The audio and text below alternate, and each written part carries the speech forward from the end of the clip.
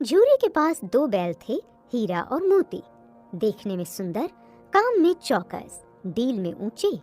बहुत दिनों साथ रहते रहते दोनों में भाईचारा हो गया था। जिस वक्त ये दोनों बैल हल या गाड़ी में जोत दिए जाते, उस समय हर एक की चेष्टा होती कि ज्यादा से ज्यादा बोझ मेरी ही गर्दन पर रहे। नांद में खली भूसा पड़ जाने के बाद दोनों साथ उठते, साथ नांद में मुंह डालते।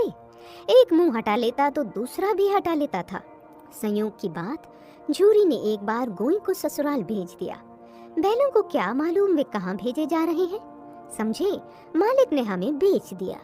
झूरी के साले गया को घर तक गोई ले जाने में दांतों पसीना आ गया। पीछे से हाँकता तो दोनों दाएं बाएं भागते, पगैया पकड़कर आगे से खींचता तो दोनों पीछे की ओर जोर लगाते। हमने तो तुम्हारी सेवा करने में कोई कसर नहीं उठा रखी। हमने कभी दाने चारे की शिकायत नहीं की। तुमने जो कुछ खिलाया वो सिर झुकाकर खा लिया। फिर तुमने हमें इस जालिम के हाथ क्यों बेच दिया। संध्या समय दोनों बैल अपने नए स्थान पर पहुंचे। दिन भर के भूखे थे, लेकिन जब नांद में लगाए गए तो एक ने भी उसमें मुंह नहीं डाला। दिल भारी हो रहा था। जिसे उन्होंने अपना घर समझ रखा था, वो आज उनसे छूट गया। यह नया घर, नया गांव, नए आदमी उन्हें बेगाने से लगते थे। दोनों ने अपनी मूक भाषा में सलाह की और लेट गए। जब गांव में सोता पड़ गया तो दोनों ने जोर मारकर पगहा तोड़ा डाले और घर की तरफ चले। झूरी प्रातः काल सोकर उठा तो देखा कि दोनों बैल चरनी पर खड़े हैं और दोनों की आंखों में विद्रोहमय स्नेह झलक रहा है। झूरी बैलों को देखकर स्नेह से गदगद हो गया।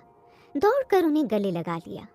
प्रेमालिंगन और चुंबन का वो दृश्य बड़ा ही मनोहर था। घर और गांव के लड़के जमा हो गए और तालियां बजा बजा कर उनका स्वागत करने लगे। एक बालक ने कहा, ऐसे बैल किसी के पास ना होंगे। दूसरे ने समर्थन किया, इतनी दूर से दोनों अकेले चले आए। तीसरा बोला, बैल नहीं है वे, उस जन के आदमी है। इसका प्रतिवाद करने का किसी को साहस नहीं हुआ। झूरी की स्त्री ने बैलों को द्वार पर देखा तो जल उठी। बोली, कैसे नमक हराम बैल हैं कि एक दिन वहां काम न किया, भाग खड़े हुए। झूरी अपने बैलों पर यह आक्षेप न सुन सका। नमक हराम क्यों है? चारा दाना न दिया होगा तो क्या करती? स्त्री ने रोब के साथ कहा, बस तुम ही तो बैलों को खिलाना जानते हो, और तो सभी पानी पिला पिला कर रखते हैं। झूरी ने चिढ़ाया, चारा मिलता तो क्यों भागते? स्त्री चिढ़ गई, भागे इसलिए कि वे लोग तुम जैसे बुद्धुओं की तरह बैल को सहलाते नहीं, खिलाते हैं तो रगड़ कर जोतते भी हैं। ये दोनों ठहरे कामचोर भाग निकले। अब देखो कहां से खली और चोकर मिलता है। हाँ, सूखे भूसे के सिवा कुछ न दूंगी, खाए चाहे मरे। वही हुआ। मजूर की बड़ी ताकीद की गई कि बैलों को खाली सूखा भूसा दिया जाए। बैलों ने नांद में मुंह डाला तो फीका फीका, न कोई चिकनाहट न कोई रस। क्या खाएं? आशा भरी आंखों से द्वार की ओर ताकने लगे। झूरी ने मजूर से कहा, थोड़ी सी खली क्यों नहीं डाल देता बे? मालकिन मुझे मारी डालेंगी। चुरा कर डाला। ना दादा, पीछे से तुम भी उन्हीं की सी कहोगे। दूसरे दिन झूरी का साला फिर आया और बैलों को ले चला। अब कि उसने दोनों को गाड़ी में जोता। 2-4 बार मोती ने गाड़ी को खाई में गिराना चाहा, पर हीरा ने संभाल लिया। वो ज्यादा सहनशील था। संध्या समय घर पहुंचकर उसने दोनों को मोटी रस्सियों से बांधा और कल की शरारत का मजा चखाया। फिर वही सूखा भूसा डाल दिया। दोनों बैलों का ऐसा अपमान कभी न हुआ था। आहत सम्मान की व्यथा तो थी ही, उस पर मिला सूखा भूसा। नांद की तरफ आंखें तक न उठाई। दूसरे दिन गया ने बैलों को हल में जोता, पर इन दोनों ने जैसे पांव न उठाने की कसम खा ली थी। वो मारते मारते थक गया, पर दोनों ने पांव न उठाया। एक बार जब उस निर्दयी ने हीरा की नाक पर खूब डंडे जमाए तो मोती का गुस्सा काबू से बाहर हो गया। हल लेकर भागा। गले में बड़ी बड़ी रस्सियां न होती तो दोनों पकड़ाई में न आते। भागना व्यर्थ है, तुम्हारी तो इसने जान ही ले ली थी। अब की बड़ी मार पड़ेगी, पढ़ने दो। हाँ, बैल का जन्म लिया है तो मार से कहां तक बचेंगे? गया 2 आदमियों के साथ दौड़ा आ रहा है, दोनों के हाथों में लाठियां हैं। मोती बोला, कहो तो दिखा दूं मजा मैं भी। लाठी लेकर आ रहा है? हीरा ने समझाया, नहीं भाई, खड़े हो जाओ। मुझे मारेगा तो मैं 1-2 को गिरा दूंगा। नहीं, हमारी जाति का यह धर्म नहीं है। मोती दिल में ऐंठ कर रह गया। गया आ पहुंचा और दोनों को पकड़ कर ले चला। आज दोनों के सामने फिर वही सूखा भूसा लाया गया। दोनों चुपचाप खड़े रहे। घर में लोग भोजन करने लगे। उस वक्त छोटी सी लड़की 2 रोटियां ले निकली और दोनों के मुंह में देकर चली गई।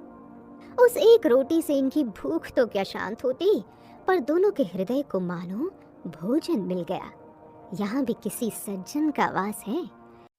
लड़की भैरों की थी, उसकी माँ मर चुकी थी। सौतेली माँ उसे मारती रहती थी, इसलिए इन बैलों से एक प्रकार की आत्मीयता हो गई थी। दोनों दिन भर जाते, डंडे खाते, अड़ते, शाम को थान पर बांध दिए जाते और रात को वही बालिका उन्हें 2 रोटियां खिलाई जाती। प्रेम के इस प्रसाद की ये बरकत थी कि 2-2 गाल सूखा भूसा खाकर भी दोनों दुर्बल न होते थे, मगर दोनों की आंखों में रोम रोम में विद्रोह भरा हुआ था। एक दिन मोती ने मूक भाषा में कहा, अब तो नहीं सहा जाता हीरा, क्या करना चाहते हो? एक आध को सींगों पर उठाकर फेंक दूंगा। लेकिन जानते हो, वो प्यारी लड़की जो हमें रोटियां खिलाती है, उसी की लड़की है जो इस घर का मालिक है। यह बेचारी अनाथ हो जाएगी तो मालकिन को फेंक दूं? वही तो इस लड़की को मारती है। लेकिन औरत जात पर सींग चलाना मना है, ये भूल जाते हो। तुम तो किसी तरह निकलने ही नहीं देते। हाँ, बताओ, तोड़ाकर भाग चले? हाँ, यह मैं स्वीकार करता, लेकिन इतनी मोटी रस्सी टूटेगी कैसे? इसका एक उपाय है। पहले रस्सी को थोड़ा चबा लो, फिर एक झटके में जाती है। रात को जब बालिका रोटियां खिलाकर चली गई तो दोनों रस्सियां चबाने लगे, पर मोटी रस्सी मुंह में न आती थी। बेचारे बार बार जोर लगाकर रह जाते थे। सहसा घर का द्वार खुला और वह लड़की निकली। दोनों सिर झुकाकर उसका हाथ चाटने लगे। दोनों की पूंछें खड़ी हो गई। उसने उनके माथे सहलाए और बोली, खोल देती हूँ, चुपके से भाग जाओ, नहीं तो ये लोग मार डालेंगे। आज घर में सलाह हो रही है कि इनकी नाकों में नथ डाल दी जाए। उसने गराम खोल दिया, पर दोनों चुप खड़े रहे। अब चलते क्यों नहीं? चले तो, लेकिन कल इस अनाथ पर आफत आएगी, सब इसी पर संदेह करेंगे। सहसा बालिका चिल्लाई, दोनों फूफा वाले बैल भागे जा रहे हैं। ओ दादा, दादा, दोनों बैल भागे जा रहे हैं, जल्दी दौड़ो। गया हड़बड़ाकर भीतर से निकला और बैलों को पकड़ने चला। वे दोनों भागे। गया ने पीछा किया, फिर गांव के कुछ आदमियों को भी साथ लेने के लिए लौटा। दोनों मित्रों को भागने का मौका मिल गया। सीधे दौड़ते चले गए, यहाँ तक कि मार्ग का ज्ञान न रहा। जिस परिचित मार्ग से आए थे उसका यहाँ पता न था। नए नए गांव मिलने लगे। तब दोनों एक खेत के किनारे खड़े होकर सोचने लगे, अब क्या करना चाहिए। हीरा ने कहा, मुझे मालूम होता है राह भूल गए। तुम भी बेतहाशा भागे। हाँ, वही उसे मार गिराना था। उसे मार गिराते तो दुनिया क्या कहती। वो अपने धर्म छोड़ दे, लेकिन हम अपना धर्म क्यों छोड़े। दोनों भूख से व्याकुल हो रहे थे। खेत में मटर खड़ी थी, चढ़ने लगे। रह रहकर आहट लेते रहे थे, कोई आता तो नहीं है। अरे यह क्या, कोई सांड डोंकता चला रहा है। हाँ, सांड ही है। वो सामने आ पहुंचा।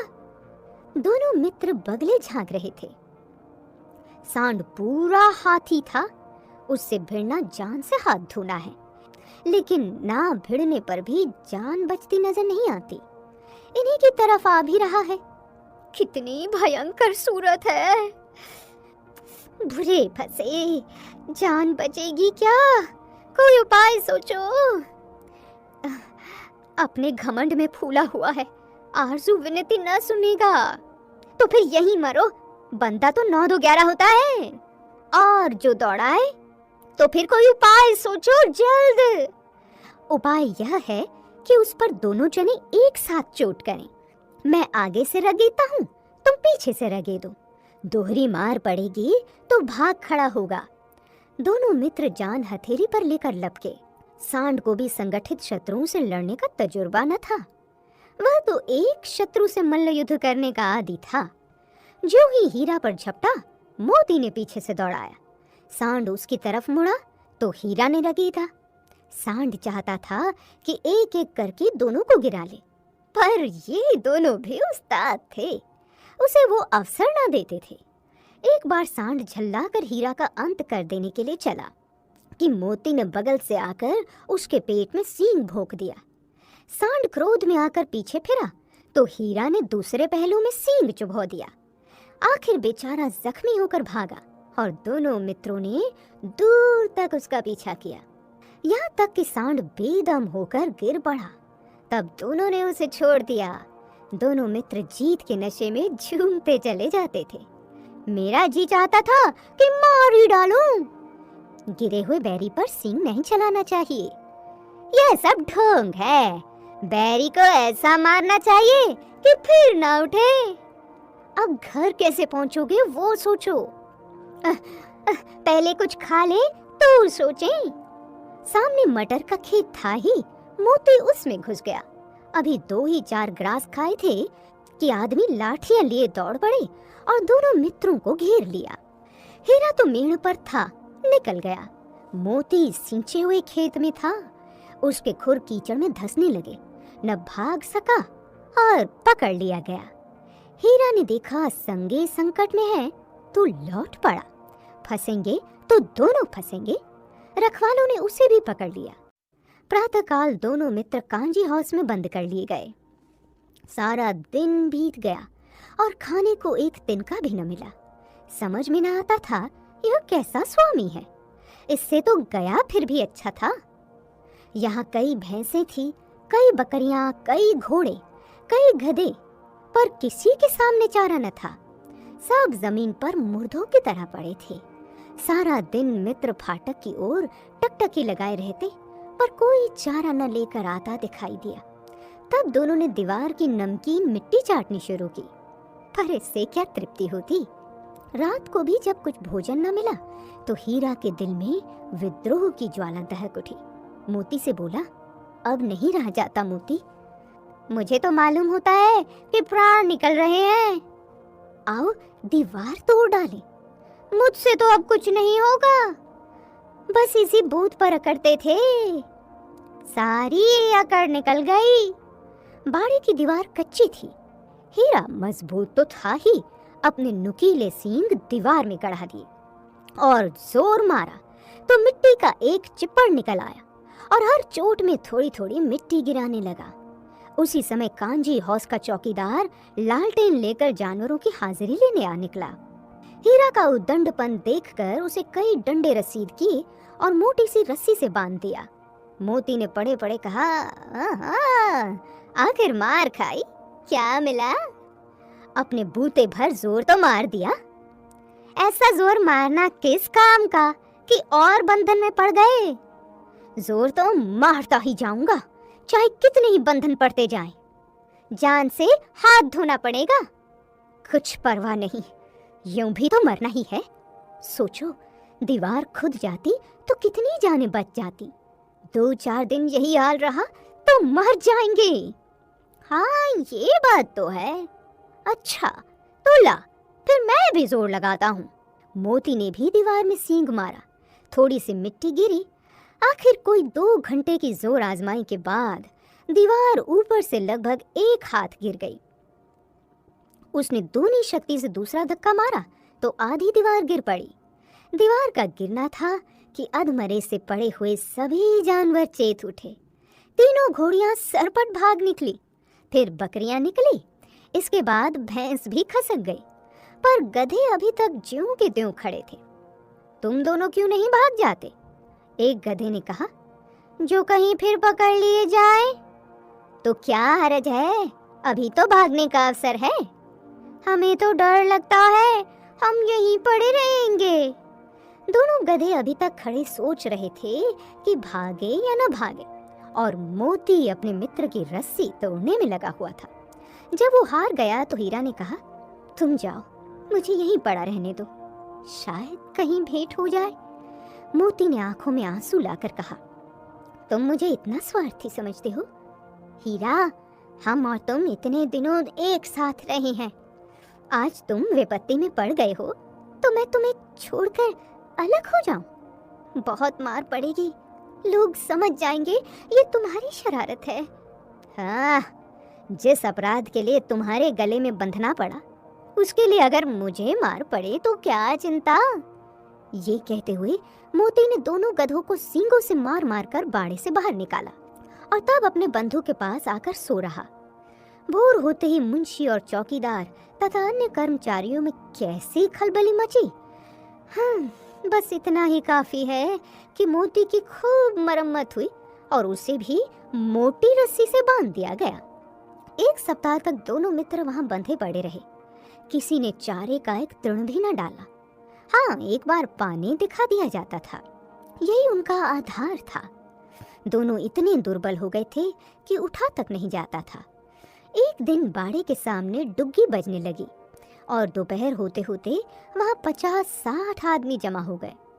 तब दोनों मित्र निकाले गए और लोग आकर उनकी सूरत देखते और मन फीका करके चले जाते। ऐसे मृतक बैलों का कौन खरीदार होता? सहसा एक दड़ियल आदमी, जिसकी आंखें लाल थी और मुद्रा अत्यंत कठोर, आया और दोनों मित्रों के कूल्हों में उंगली खोदकर मुंशी जी से बातें करने लगा। वो कौन है और क्या टटोल रहा है, इस विषय में उन्हें कोई संदेह ना हुआ। दोनों ने एक दूसरे को भीत नेत्रों से देखा और सिर झुका लिया। हीरा ने कहा, गया के घर से नाहक भागे, अब तो जान न बचेगी। मोती ने कहा, कहते हैं भगवान सबके ऊपर दया करते हैं, उन्हें हमारे ऊपर दया क्यों नहीं आती? भगवान के लिए हमारा जीना मरना दोनों बराबर हैं। चलो, अच्छा ही है, कुछ दिन उसके पास तो रहेंगे। एक बार उस भगवान ने उस लड़की के रूप में हमें बचाया था, क्या अब ना बचाएंगे? यह आदमी छुरी चलाएगा, देख लेना। तो क्या चिंता है, मांस, खाल, सींग, हड्डी सब किसी के काम आ जाएगा। नीलाम हो जाने के बाद दोनों मित्र उस दड़ियल के साथ चले। बेचारे पांव तक ना उठा सकते थे, पर भय के मारे गिरते पड़ते भागे जाते थे, क्योंकि वह जरा भी चाल धीमी हो जाने पर डंडा जमा देता था। सहसा दोनों को ऐसा मालूम हुआ कि परिचित रहा है। हाँ, इसी रास्ते से गया उन्हें ले गया था। वही खेत, वही बाग, वही गांव मिलने लगे। प्रति क्षण उनकी चाल तेज होने लगी। सारी थकान, सारी दुर्बलता गायब हो गई। आह, ये लो, अपना ही हार आ गया। इसी कुएं पर हम पुर चलाने आया करते थे, यही कुआं है। हमारा घर नजदीक आ गया है। भगवान की दया है। मैं तो अब घर भागता हूँ, ये जाने देगा, इसे मैं मार गिराता हूँ। नहीं नहीं, दौड़कर थान पर चलो, वहां से आगे हम ना जाएंगे। दोनों उन्मत्त होकर बछड़ों की भांति कुलीलें करते हुए घर की ओर दौड़े। वह हमारा थान है। दोनों दौड़कर अपने थान पर आए और खड़े हो गए। दड़ियल भी पीछे पीछे दौड़ा चला आता था। झूरी द्वार पर बैठा धूप खा रहा था। बैलों को देखते ही दौड़ा और उन्हें बारी बारी से गले लगाने लगा। मित्रों की आंखों से आनंद के आंसू बहने लगे। एक झूरी का हाथ चाट रहा था। दड़ियल ने जाकर बैलों की रस्सियां पकड़ ली। झूरी ने कहा, मेरे बैल हैं। तुम्हारे बैल कैसे हैं? मैं मवेशी खाने से नीलाम ले आता हूँ। मैं तो समझता हूँ चुराए लिए जाते हो। मेरे बैल हैं, मैं बेचूंगा तो बिकेंगे। किसी को मेरे बैल नीलाम करने का क्या अख्तियार है? जाकर थाने पे रपट कर दूंगा। मेरे बैल हैं, इसका सबूत ये है कि मेरे द्वार पर खड़े हैं। दड़ियल झल्लाकर बैलों को जबरदस्ती पकड़ ले जाने के लिए बढ़ा। उसी वक्त मोती ने सींग चलाया। दड़ियल पीछे हटा, मोती ने पीछा किया। दड़ियल भागा, मोती पीछे दौड़ा। गांव के बाहर निकाल जाने पर वह रुका, पर खड़ा दड़ियल का रास्ता वो देख रहा था। दड़ियल दूर खड़ा धमकियां दे रहा था, गालियां निकाल रहा था, पत्थर फेंक रहा था और मोती विजयी शूर की भांति उसका रास्ता रोके खड़ा था। गांव के लोग ये तमाशा देखते थे और हंसते थे। जब दड़ियल हार कर चला गया तो मोती अकड़ता हुआ लौटा। हीरा ने कहा, मैं तो डर गया था कि कहीं तुम गुस्से में आकर मार ना बैठो। अब ना आएगा, आएगा तो दूर से ही खबर लूंगा, देखो कैसे ले जाता है। जो गोली मरवा दे मर जाऊंगा, पर उसके काम ना आऊंगा। हमारी जान को कोई जान ही नहीं समझता, इसलिए कि हम इतने सीधे हैं। जरा देर में नांदों में खली भूसा, चोकर और दाना भर दिया गया और दोनों मित्र खाने लगे। झूरी खड़ा दोनों को सहला रहा था, वो उनसे लिपट गया। झूरी की पत्नी भी भीतर से दौड़ी दौड़ी आई, उसने आकर दोनों बैलों के माथे चूम लिए।